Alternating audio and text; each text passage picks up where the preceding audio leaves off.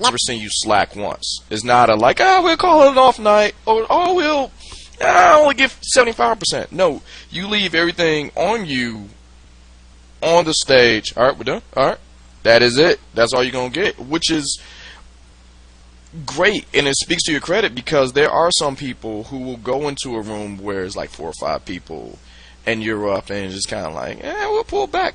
Yeah, we can pull back, right? And not just you, the band itself. Yeah. You guys play like you're playing the Palace every night.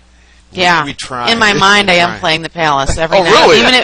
Even if it's to those 4 people. If those 4 people came to see us, even 2, if they came to see us, those 4 people may not have seen us before. Those 4 people may buy CDs. They may follow us for the next couple months or years.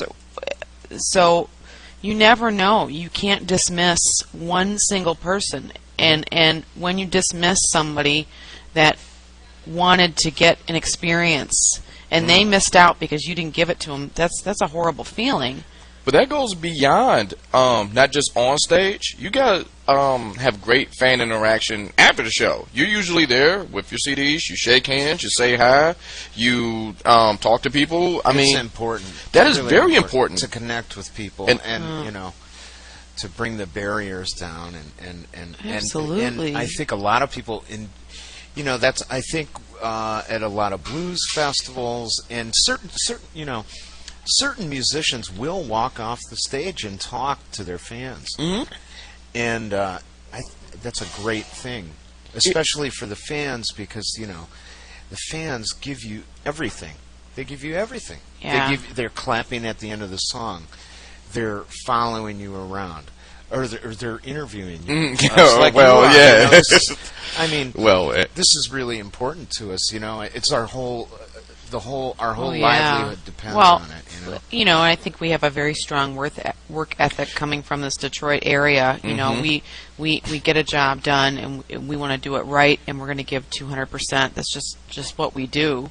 Yeah. But it's kind of automatic. It's automatic, and I think it's hard for people to go out. It's hard for people to spend money. But when people come to see us for the first time, whether they're 21 or they're 80. Because we have fans. I have fans that are 80 that call me on the phone and ask me where I'm playing. Because I remind them of something in the past. They're not that great on Twitter. 80-year-olds are really that great on Twitter. Unfortunately not. They're not my street team always. Maybe sometimes. But you got to remember, like I was saying before, like the 80-year-olds, when they were 25. They were in an era they could actually go down to what was the name of the club? What was his name in Detroit? I guess. Oh, what was Phelps Lounge? Phelps Lounge. The Phelps Lounge. That's somebody who's 80 in Detroit. Remembers that when they were 25 or 30 years old, they could go to Phelps Lounge and see Bobby Bland. Yeah. Right. That's a little before my time, but I know. Right, it's before all of us. Right. Signed. Yes, your grandfather would know about Phelps Lounge, but that was a time when music was authentic. You had these people coming up, singing for their supper, Tina Turner and all these people just throwing their soul out on the stage and just delivering.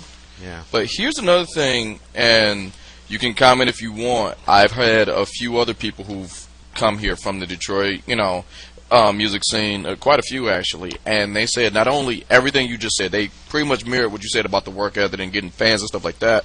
However, it's a added bonus in that too, because you may love your contemporaries, you may love your fellow musicians, but at the same time, they are very talented musicians. So it's a weird thing when you get on the stage.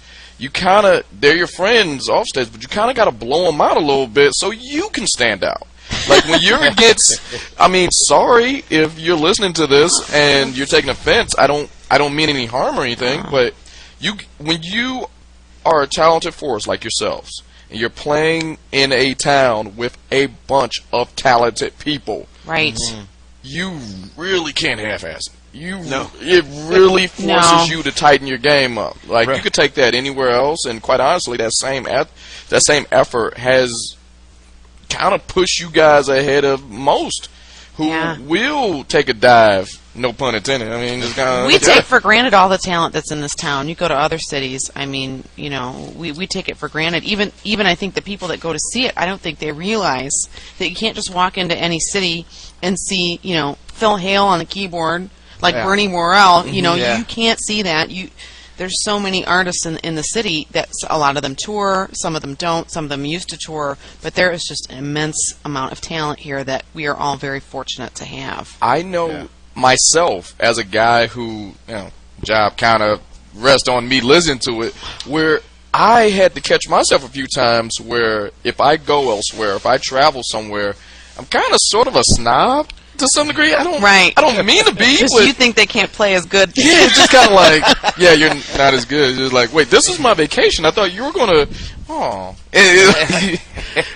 and like you guys travel, and your music and your efforts have taken you to L.A., Vegas, all places in between. Have you guys noticed a difference in those scenes, or is it more of the same? No, it's way different. There's many talented musicians. I think their talents are everyone. I think Detroit, we're branded for a certain type of music, and I think we have a certain sound, just like any you know city, DC, LA. I mean, there's no shortage of highly professional, top of the line cats in LA or Nashville. It's just a different sound, and they may have different features that, you know, rival ours. It's just different. Now, sometimes I get this when I travel, so I would imagine, and correct me if I'm wrong, I would imagine you guys would get this too. When you travel, is there kind of like a built-in stigma from being from Hitsville, being from the Motor City? The second they say, oh, you're from Detroit, is there kind of like a, oh, okay, let me see what they can do? Yeah, and I think when you smash, then they're like, "Oh, Miss Detroit." Then you know you got to prove them because they're expecting you to be a badass. George, and when you prove them that you know you can play. That's true. Then you're in the game. Like in Los Angeles, you know, the players, the musicians will say, "Oh, you're from Detroit. We don't have to worry." Oh, okay. Because okay. The instant respect. Yeah. Instant respect, because people, you know, and I would think it's the same in New York. I don't have that kind of experience, but so many Detroiters have for 60 years have grown up here and gone to places like New York and L.A. To do different things, and there's a long established history of people, you know, badasses being from here. And I think that, you know, that goes back to the work ethic, and it goes back to the tree of music that comes from this city, you know, and how people you know, play their music, you know, whereas you know, every city's got different styles, you know, or many styles, right? You know?